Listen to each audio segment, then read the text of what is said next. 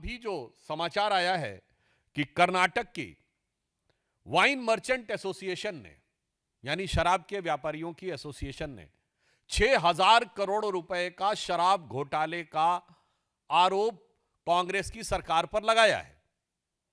यह भारतीय जनता पार्टी या विपक्ष के द्वारा लगाया गया आरोप नहीं है। यह उस भ्रष्टाचार के भुक्तभोगियों के द्वारा लगाया गया आरोप है। कर्नाटका वाइन मर्चेंट एसोसिएशन, और उन्होंने बाकायदा विस्तार से बताया है कि रेस्टोरेंट से लेके होटल्स तक किस प्रकार से अलॉटमेंट में विधिवत रूप से सरकार के भिन्न भिन्न स्तर पर बैठे हुए मंत्रियों और अन्य लोगों को वो भ्रष्टाचार का पैसा जाता था। यानी दिल्ली का शराब घोटाला तो आप सबको याद ही होगा। अब ये कर्नाटक का शराब घोटाला एक नए स्वरूप में सामने आया है। और शराब की लत बहुत बुरी होती है। शराब के बाद अगर दूसरी लत बुरी होती है तो वो जुए की होती है। तो कर्नाटक में चित्रदुर्ग के कांग्रेस के एमएलए ईडी के द्वारा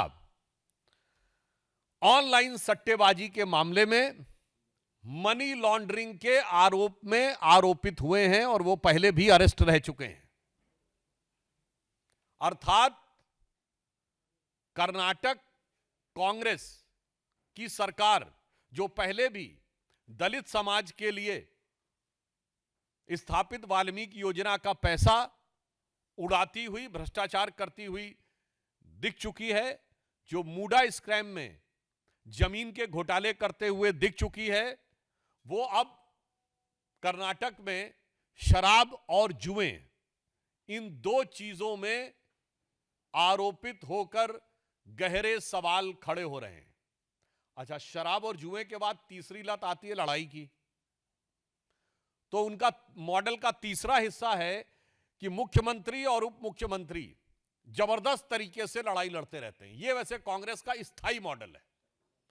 जैसे हमारी सरकारों का विकास का मॉडल होता था, कांग्रेस का स्थायी मॉडल है कि जहां भी सरकार होगी तो दो ग्रुप में प्रकट रूप में दिखाई पड़ेगा। कर्नाटक में सिद्धारमैया जी का ऑन रिकॉर्ड दिया गया बयान है।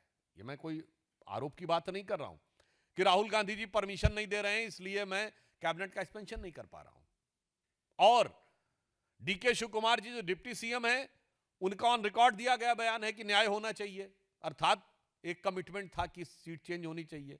छत्तीसगढ़ में तो भूपेश बघेल जी बनाम के.एस. सिंहदेव, तो राजस्थान में अशोक गहलोत जी बनाम सचिन पायलट, तो हिमाचल में सुक्खू साहब बनाम विक्रमादित्य जी। तो यह कांग्रेस का स्थायी मॉडल है। इसलिए मैं यह कहना चाहता हूं कि कर्नाटक की जनता ने जो बड़ा जनादेश कांग्रेस को दिया था, उसके साथ बहुत बड़ा धोखा और छल कांग्रेस ने किया है।